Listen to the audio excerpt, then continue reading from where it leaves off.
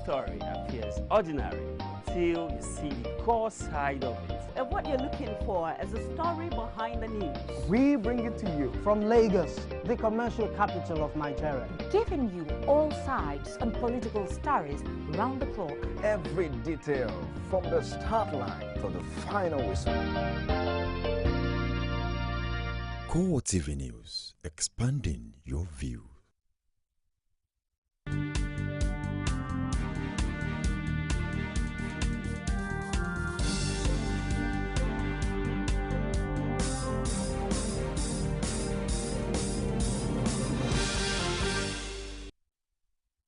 Hello there, welcome to CoreTV News at 7. I am Gift Ogete.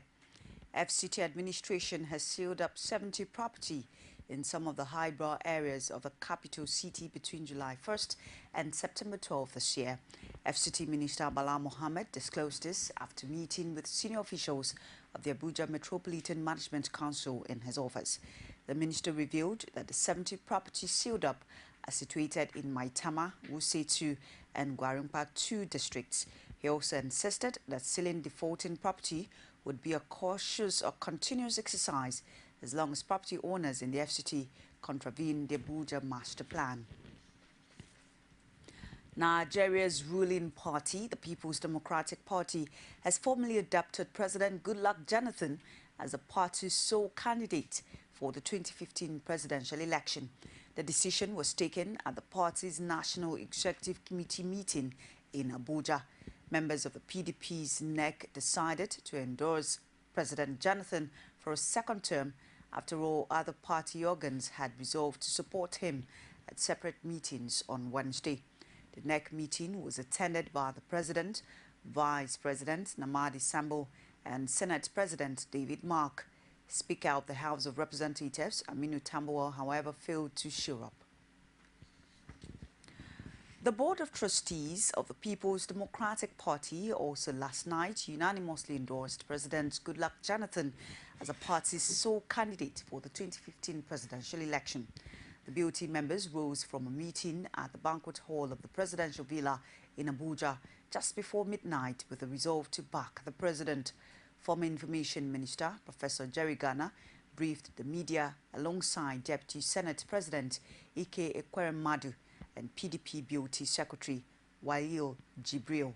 He explained that the PDP governors agreed that none of them will vie for the party's ticket with President Jonathan. That because of the excellent work which Mr. President has done, because of the mature way he's been leading Nigeria, because of the humble, dedicated, empathetic way he's been handling very sensitive issues, the Board of Trustees is delighted, the Board of Trustees is convinced, the Board of Trustees is overwhelmed by the fact that we have a very impressive candidate, and therefore the Board of Trustees also unanimously resolved that President Goodluck Ebele Jonathan be the sole candidate of the party in the forthcoming elections. That was unanimously resolved with a standing ovation, and the BOT is very, very excited. I would like to take the opportunity to also say the BOT thanked the governors for their wisdom, for their maturity, for their love of the party. And I want to emphasize, we asked the governors, and they said all the PDP governors, all of them signed the document, which is going to be presented to Mr. President in another session. Consensus building is also part of democracy. And so, for us in the PDP, we believe that the BOT is the conscience of the party.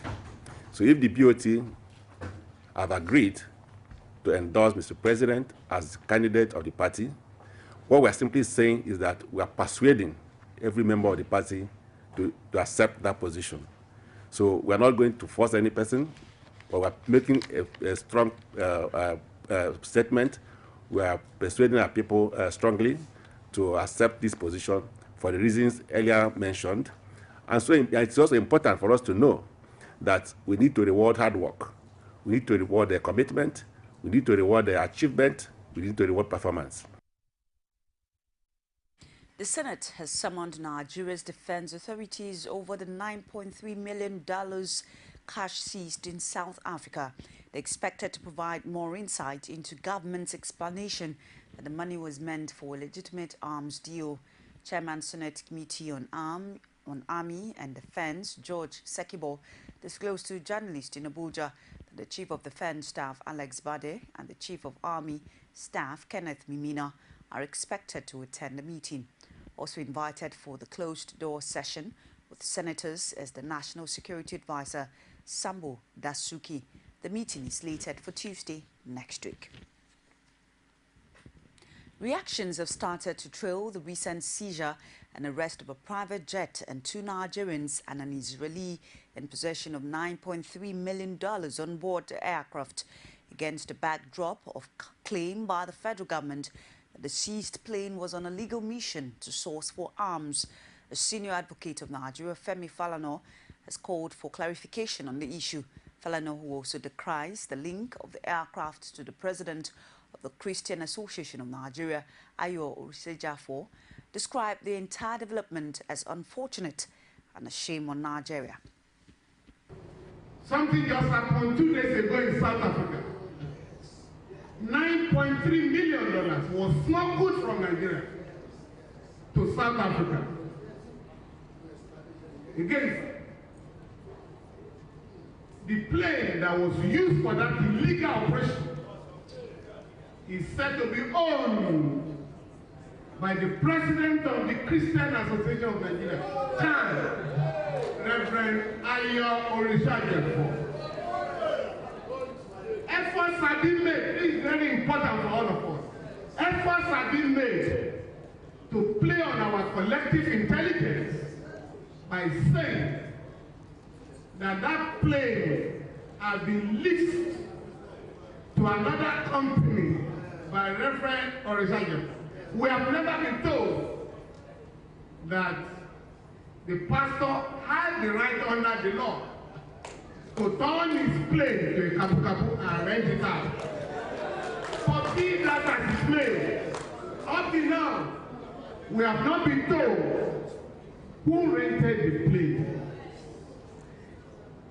The government attempted yesterday, the federal government, very embarrassingly, to say that, oh, the federal government is involved in the deal, that that fund was sent to South Africa to buy weapons. Of course, since we are fighting Boko Haram, everything goes. But please, we want to ask them, if a government, a legitimate government,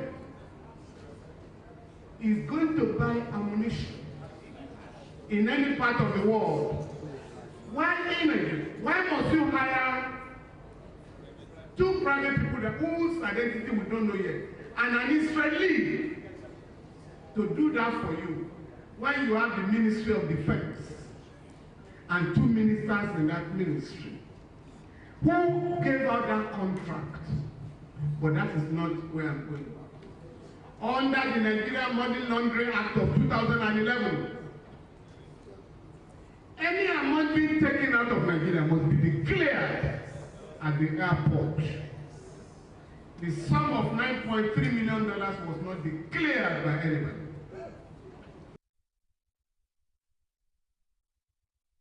The relative peace of Kano has been shattered with a bomb and gun attack in the ancient city. At least 15 people have been confirmed dead when gunmen struck at the Federal College of Education. Casualties include the 2 bombers who were part of the attackers. The police confirmed that 30 others were also injured during the attack. This is the second bomb attack on a school in Kano in almost 2 months. And others, the people that already come from the main gates. Because we are in all sides, so we have already seen the students running from new side to all sides. So when you have already moved close to the gates, what you already have from the students are saying, the people come from the main gate and enter the new side, that is art and social sciences. From that gate, they used to even shoot people from with gun. Any person that they were seen, they would shoot him. Up to the last angle to the new side, that is art and social sciences. They enter art and social sciences, and some of them they will enter new lecture theater with suicide bomb. And the bomb has already been taken, and most of the students have already died from there. And even the course lecturer is already trying to lead down. He lead down on the ground, and the other people has already been died. So that is what actually happened. Thank you. So my name is Hassan. Hassan, cool.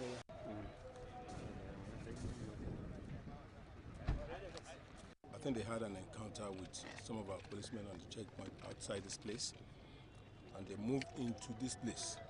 After they fled, after exchanging gunfire with them, they fled that scene, only to emerge in the Federal College of Education school premises here. I think the lectures were going on, because at the time they entered, and 2 explosives were dropped in the lecture theater that is facing us here, and some gunshots.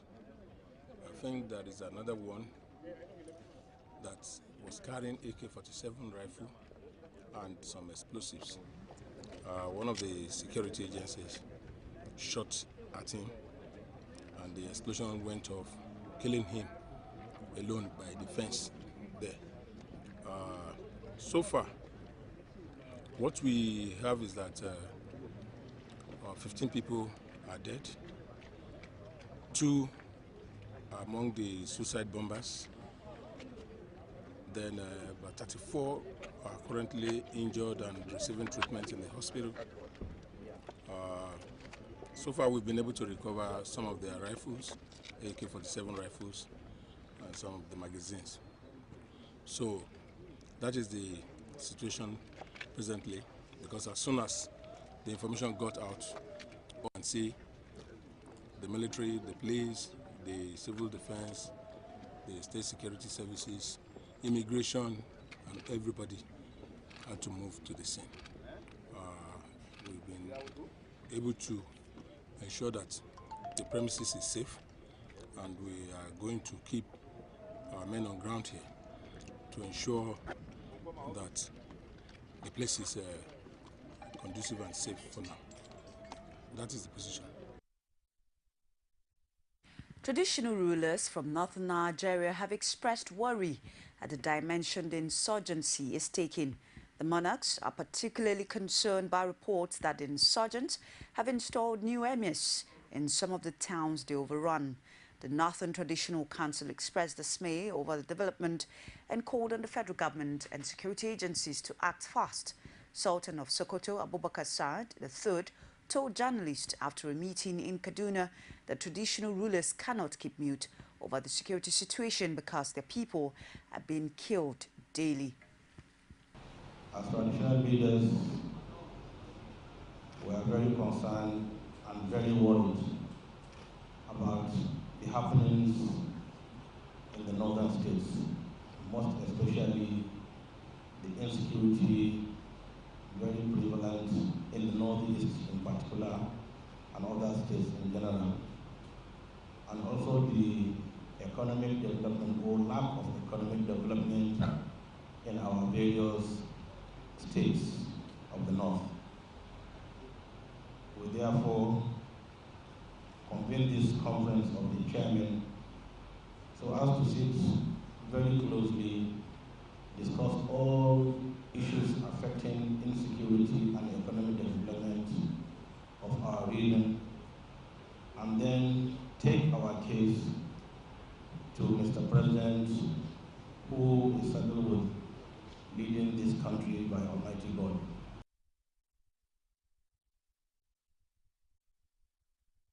The Wednesday's bloodbath in Kano, which left 15 people dead and 30 others injured following a bomb and gun attack on the Federal College of Education in Kano by gunmen, started generating reactions from Nigerians. A legal practitioner, Fred Nziako, who spoke on our flagship program Core Digest, attributed the growing violent activities of Boko Haram to insensitivity on the part of the government. I expected that by now, a strong think tank would have been established by government to really look deep into these challenges I had at one forum advocated that National Security Council, which is the highest decision-making body in this country, made up of current and past heads of states and other top leaders of Nigeria in Nigeria, should come together to really look themselves eyeball to eyeball and take a decision on how well to move this country. Because I am of the opinion, I also belong to that school of thought, that 90% of Boko Haram insurgency is political. The other 10% may be masquerading with other reasons. And that means that I belong to the school of thought that it is politics that is driving this insurgency. I have sat down to analyze insurgency in every part of the world, and I have seen politics underlined in all of them. On his part, the executive chairman of Amuwa-Dofin local government area in Lagos, Ayodele Adewale, who was also on the current affairs program Cordages, questions the sincerity and commitment of the federal government to the welfare of the people. Sincerity of purpose, and this also is a lesson for everybody in the country, that wherever you find yourself, either in government or in public service or in business, your private service and all whatnot, let's try as much as possible to create a difference, create opportunity for people to survive. Try as much as possible to get everybody busy, because there's a saying that an idle mind is a devil's workshop. And when you look at countries that have been providing welfare structure for their citizenry, it's not as if they are wasteful or they don't know what they're doing. Perhaps they have foreseen all of this insecurity, that it's possible that it can ravage them in their own territory or in their own society. So they try as much as possible to create avenues for people either to grow according to their peculiarities, or government come to give succor for them in order to survive. Amnesty International has called on the Nigerian government to take urgent action to stop the use of torture and other ill treatment against detainees in the country. This, according to the international rights, is because torture is a routine occurrence in Nigeria. Amnesty International documented several cases of alleged torture in a new publication tagged "Welcome to Hellfire," and concluded that the Nigerian authorities had been torturing or turning a blind eye to torture. The group is also demanding thorough, independent and impartial investigations into all allegations. In our report today on Nigeria, we're seeking to shed light on the practice of torture in the country, which our experience and our research over the past 10 years, we've looked at over 500 cases, documented allegations of torture, and our conclusion is that torture is very widespread and routine, both in the police and in military custody, particularly in the context of the armed conflict in the north of the country. We think that, for example, in the police, the cases that we looked at, torture is widely used to extract so-called confessions as a shortcut to getting convictions, or to extort money from people, to torture people so that they will pay to be released from custody.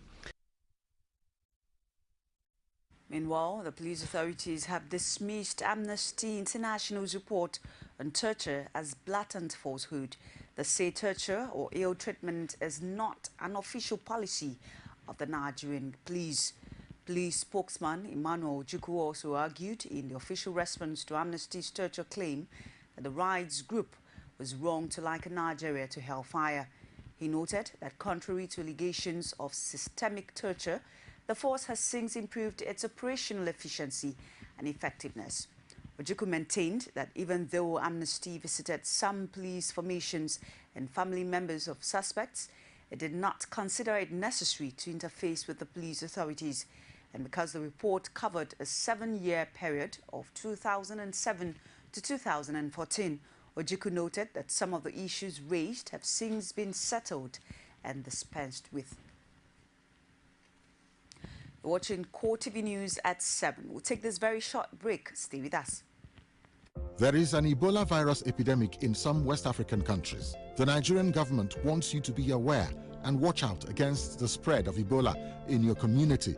Help keep our country safe and watch out for severe cases of fever, headaches, diarrhea, chest and abdominal pain, sore throat, cough, red eyes, and bleeding from the eyes, ears, and nose, especially when these symptoms are found in persons coming into Nigeria from other West African countries. Protect yourself. Wash your hands regularly with soap and running water, or use a hand sanitizer. Avoid contact with the blood, urine, feces, or saliva of animals like bats, monkeys, gorillas, chimpanzees, or infected persons. The Ebola virus is deadly. Don't catch it. Don't spread it. This message is brought to you by the Federal Ministry of Information. Thanks for staying tuned. It's CoreTV News at 7. Nigeria has been free of the Ebola virus disease in the last 1 week. Health Minister Onyebuchi Chukwu disclosed this after this week's Federal Executive Council meeting.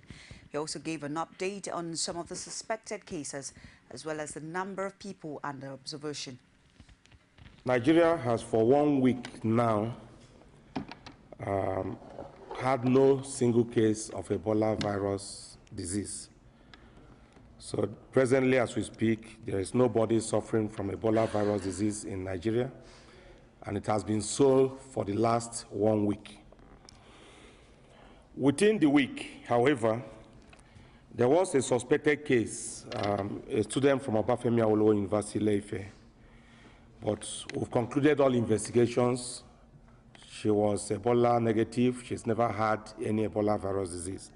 So Ile-Ife, there's no problem there. There's no incident of Ebola virus disease, and nobody is being placed under surveillance in Osun State. So Nigeria has monitored 517 persons, no problems after 21 days. This is total number that we've removed from our surveillance. Of these 517 contacts, 347 were under surveillance in Lagos State, while 164 were in Rivers State and 6 in Enugu. As you already know, there's no problem in Enugu State at all. Nobody there is under any kind of surveillance for Ebola virus disease. Ukraine Prime Minister Arseniy Yatsenyuk says the country will screen 1 million civil servants for loyalty to the new government. The parliament passed a new law on Tuesday allowing the vetting of government officials and the removal of corrupt officials. Yatsenyuk says all departments who worked under previous President Viktor Yanukovych would be vetted. Ukraine has had months of unrest since Viktor was ousted in February. Government troops had been fighting pro-Russia separatists in the east for months until a truce was signed on 5th September. Yatsenyuk made this declaration in a televised cabinet meeting, saying 1 million civil servants of different kinds will come under this law, including the whole cabinet of ministers, the Interior Ministry, the Intelligence Services and Prosecutor's Office. Correspondents say the issues of vetting and corruption are emotional subjects for many in Ukraine who want to cleanse the government of Mr. Yanukovych's influence. On Tuesday, MP Vitali, who belongs to a party described as pro-Russian, was thrown by angry crowds into a bin outside the parliament. That's CoreTV News at 7. Thank you so much for staying tuned. Join us again at 9:45 for primetime news. In the meantime, enjoy the rest of our programs. I'm Gift Ogete. Good evening.